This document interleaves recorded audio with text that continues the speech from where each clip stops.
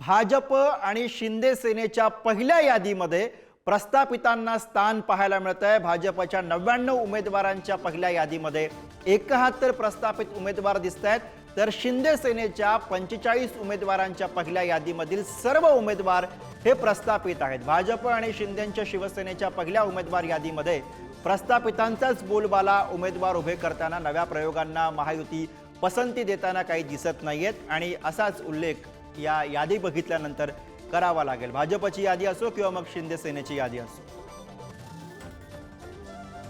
तर शिंदेचे सर्व उमेदवार हे प्रस्थापित आहेत, तर भाजपने जे 99 उमेदवार दिलेले आहेत त्यापैकी 71 उमेदवार हे प्रस्थापित दिसत आहेत। आणि याच विषयी आपण अधिक बोलूया। प्रतिनिधी सुशांत सावंत सध्या आपल्या सोबत आहेत। सुशांत, आधी आलेली भाजपची 99 उमेदवारांची यादी असेल किंवा मग त्यानंतर काल आलेली ही शिंदेच्या शिवसेनेची 45 उमेदवारांची यादी असेल, या यादीवरती जर का आपण नजर टाकली तर बहुतांश उमेदवार हे प्रस्थापित आहेत, त्यांना संधी देताना दिसत आहेत, तर काहींचे नातेवाईक आहेत त्यांना संधी मिळताना दिसते आहे। कसं बघायचं या निवडणुकीच्या स्ट्रॅटेजीकडे? अगदी बरोबर आहे गुरुप्रसाद। जर पाहिलं असेल तर भाजपची जी यादी आली, 99 उमेदवारांची जी यादी आली, त्यामध्ये जवळपास 71 उमेदवार जे आहेत तेच विद्यमान आमदार आहेत, त्यांनाच पुन्हा तिकीट देण्यात आलं। ज्यावेळी लोकसभा निवडणुकीचे निकाल लागले आणि त्यानंतर एक भाजपच्या गोटात चर्चा सुरू होती की भाजपमध्ये हरियाणा पॅटर्न जो आहे तो राबवला जाईल। काही सर्वे देखील तयार करण्यात आले होते आणि या सर्वेमध्ये काही विद्यमान आमदारांची कामगिरी जी आहे ती समाधानकारक नव्हती, त्यामुळे जवळपास 30 ते 35 आमदारांचं तिकीट जे आहे ते कापलं जाईल अशी चर्चा रंगली होती। मात्र जी भाजपची 99 उमेदवारांची यादी आली त्यावर जर नजर टाकली गुरुप्रसाद, तर जवळपास 71 उमेदवार जे आहेत ते विद्यमान आमदार आहेत। आपण मुंबईचाच विचार केला तर मुंबईत देखील काही आमदारांचा पत्ता कट होईल असं सांगितलं जातं। त्यामध्ये आपण जर पाहिलं असेल तर तमिल सेल्वन यांना पुन्हा संधी मिळणार की नाही अशी चर्चा रंगली होती। मात्र जी पहिली यादी आली त्यामध्ये तमिल सेल्वन यांना संधी देण्यात आली आहे। दुसरं राम कदम यांना देखील पुन्हा संधी देण्यात आली आहे, जो अंतर्गत भाजपकडून खऱ्या अर्थ भाजपनं 1-2 सर्वे केले होते, त्यानंतर संघाकडून देखील 1-2 सर्वे करण्यात आले होते आणि या सर्वेमध्ये काही विद्यमान आमदारांची कामगिरी जी आहे ती समाधानकारक नव्हती। मात्र आता जर परिस्थिती पाहिली तर कुठलीही रिस्क जी आहे ती भाजपला घ्यायची नाही आणि त्याचमुळे कुठेतरी भाजपनं विद्यमान आमदारांना पुन्हा एकदा संधी दिली असं बोललं जात आहे। मुंबईत फक्त 3 जागा ज्या आहेत त्या अजूनही जाहीर केलेल्या नाहीत, त्यामध्ये वर्सोवाची जागा असेल, भारती लवेकर यांच्या विरोधात कुठेतरी नाराजी आहे त्यामुळे ती जागा आता जाहीर केलेली नाही। त्यासोबत सुनील राणे, बोरिवलीची जागा आहे, सुनील राणे त्यांची देखील जागा जाहीर केलेली बरोबर नाही। आहे सुशांत, तुम्ही म्हणतायत त्याप्रमाणे एकीकडे प्रस्थापितांना संधी आणि दुसरीकडे रिस्क घ्यायची नाही म्हणून काही जणांना होल्डवर टाकल्याचं दिसतंय।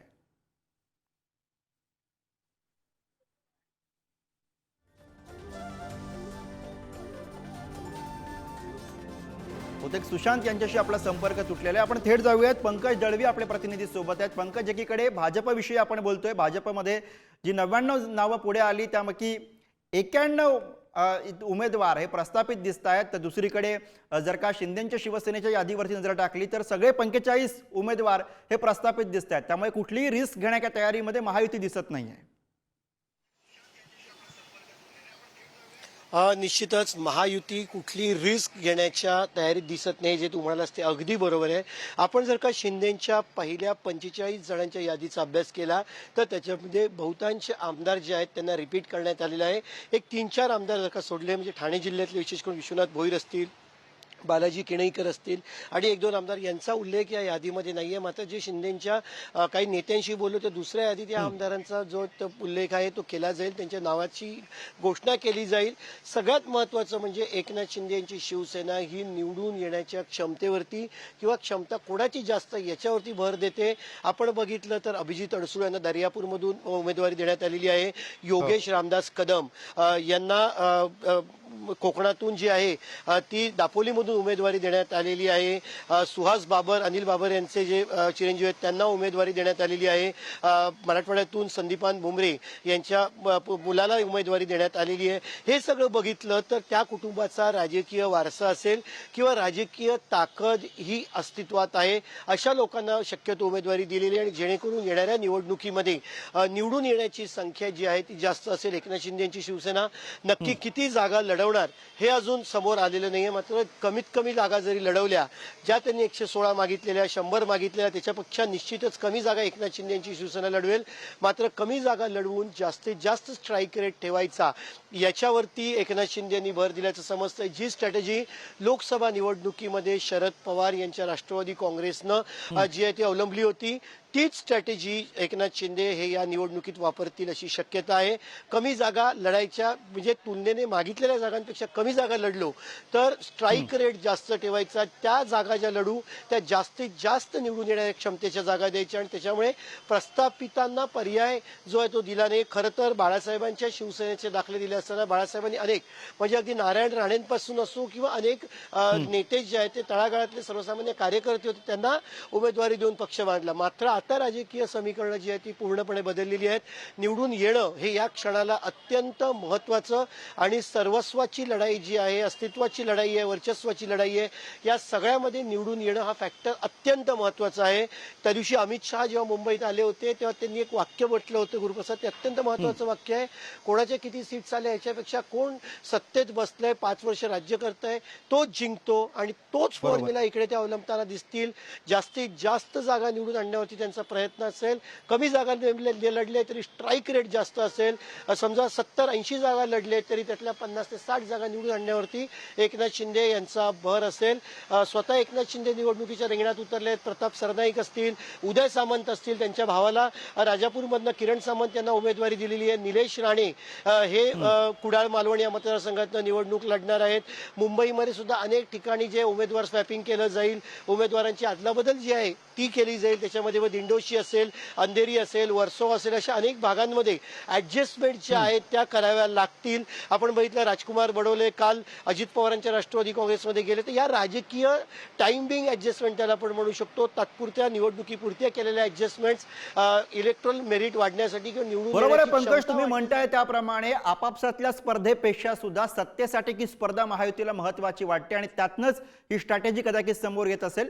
दरम्यान शिंदेच्या सेनेकडनं कुणाकुणाला उमेदवारी देण्यात आलेली आहे त्यावरती आपण एक नजर टाकूयात. कोपरी पाचपाखाडीमधनं स्वतः एकनाथ शिंदे, रत्नागिरीमधनं उदय सामंत, पाटणमधनं शंभूराज देसाई, सावंतवाडीमधनं दीपक केसरकर यांना उमेदवारी जाहीर झालेली आहे. सिल्लोडमधनं अब्दुल सत्तार, मालेगाव बाह्यमधनं दादा भुसे, जळगाव ग्रामीणमधनं गुलाबराव पाटील, पारंड्यामधनं तानाजी सावंत यांना उमेदवारी दिलेली आहे. तर ओळा माजिवड्यामधनं प्रताप सरनाईक, बुलढाण्यामधनं संजय गायकवाड, महाडमधनं भरत गोगावले, सांगोल्यामधनं शहाजी पाटील यांची उमेदवारी जाहीर झालेली आहे. राजापूरमधनं किरण सामंत, कळमनुरीमधनं संतोष बांगर, जालन्यामधनं अर्जुन खोतकर, संभाजीनगर पश्चिममधनं संजय शिरसाट यांची उमेदवारी जाहीर झाली आहे. तर नांदगावमधनं सुहास कांदे, कर्जतमधनं महेंद्र थोरवे, माहीममधनं सदा सरवणकर, कुर्ल्यामधनं मंगेश कुडाळकर यांचीही उमेदवारी शिंदेच्या शिवसेनेने जाहीर केली आहे. मागाठाणेमधनं प्रकाश सुर्वे, भायखळ्यामधनं यामिनी जाधव, रामटेकमधनं आशिष जयस्वाल आणि साखरीमधनं मंजुळा गावित यांचीही उमेदवारी जाहीर करण्यात आलेली आहे. तर उमेदवार उभे करताना नव्या प्रयोगांमध्ये महायुतीकडनं पसंती मिळताना दिसत नाहीये. भाजप आणि शिंदेच्या सेनेने प्रस्थापितांना संधी दिल्याचं या उमेदवार यादीमधनं दिसत आहे.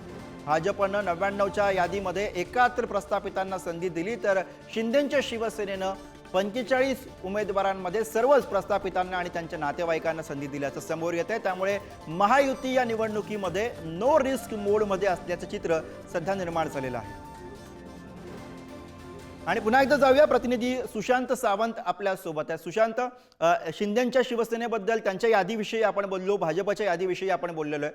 आता ज्यांची उमेदवारी जाहीर झालेली आहे त्यांच्यापेक्षा सुद्धा जे इच्छुक आहेत आणि ज्यांना पक्षानं होल्डवर टाकलेलं आहे त्यांची धाकधूक वाढलेली आहे. कोणकोणती अशी नावं प्रामुख्यानं सांगता येतील जी सध्या होल्डवरती आहेत आणि त्यामुळे त्यांचंही टेन्शन वाढलेलं आहे, दुसऱ्या यादीची प्रतीक्षा?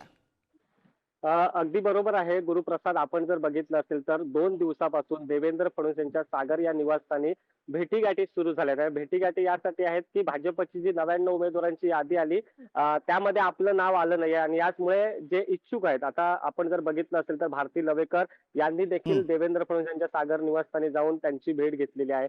सुनील राणे यांनी देखील भेट घेतलेली आहे. मुंबईतल्या प्रामुख्याने 3 जागा आहेत. तिथे नेमकी कुणाची वर्णी लागणार, पुन्हा त्यांना संधी दिली जाईल की नवीन चेहरे दुसरे देता येतील का, याची चाचपणी भाजप नेतृत्वाकडून सुरू आहे. मात्र आपण जर मगाशीच पाहिलं तसं भाजपनं एक यादी 99 उमेदवारांची यादी जी आहे ती जाहीर करताना एकच लक्ष दिलं, ते म्हणजे विद्यमान आमदाराला पुन्हा संधी दिली तर त्याचा आपल्याला फायदा होऊ शकतो. जर तिकीट कापलं तर बंडखोरी जी आहे ती होऊ शकते आणि हेच धोरण कुठेतरी भाजप नेतृत्वाने आणण्याचं आपल्याला बघायला मिळतंय. अमित शहा ज्यावेळी मुंबईत आले होते त्यावेळी त्यांनी प्रत्येक आमदारांशी चर्चा केली. मग ते मुंबईतल्या सर्व आमदारांशी चर्चा केली आणि काही आमदारांची जी आहे ती कामगिरी समाधानकारक नव्हती. त्यांना कामगिरी सुधारा आणि आपल्याला जिंकून यायचं आहे, जिंकून येणं हाच एकमेव आपला उद्देश असेल असं अमित शहा यांनी सांगितलं होतं. त्यानंतर खऱ्या अर्थानं देवेंद्र फडणवीस असतील, प्रदेश अध्यक्ष चंद्रशेखर बावनकुळे असतील, भाजपचे मुंबई अध्यक्ष आशिष शेलार असतील, यांनी प्रत्येक आमदारांची एक बैठक घेतली, प्रत्येक आमदारासोबत चर्चा केली. तुम्हाला जर आम्ही पुन्हा संधी दिली तर तुम्ही कशा पद्धतीने निवडून याल, कारण आपण जर पाहिलं असेल तर लोकसभा निवडणुकीत काही आमदारांच्या मतदारसंघात भाजपला अपेक्षित लीड जे आहे ते मिळालं नव्हतं आणि त्यामुळे भाजपचा लोकसभेचा उमेदवार जो आहे तो पराभूत झाला होता. त्याची पुनरावृत्ती पुन्हा नको असे स्पष्ट संकेत जे आहेत ते भाजपच्या सर्व आमदारांना दिले होते आणि त्यानंतर प्रत्येकाशी चर्चा केल्यानंतर एक केंद्रीय नेतृत्वासोबत चर्चा झाली आणि त्यानंतर भाजपची 99 उमेदवारांची जी आहे ती यादी आली आणि या यादीमध्ये जर आपण पाहिलं असेल तर मगाशी आपण बोलल्याप्रमाणे 71 जणांना पुन्हा संधी दिली. आता दुसरी भाजपची यादी येणार आहे जी आपल्याला माहिती मिळते. बरोबर आहे सुशांत, तुम्ही म्हणताय त्याप्रमाणे आता भाजप असेल किंवा मग शिंदेची शिवसेना असेल यांच्या दुसऱ्या यादीमधनं खऱ्या अर्थानं हे चित्र स्पष्ट होऊ शकेल. धन्यवाद सुशांत आणि पंकज या विश्लेषणासाठी. पुढे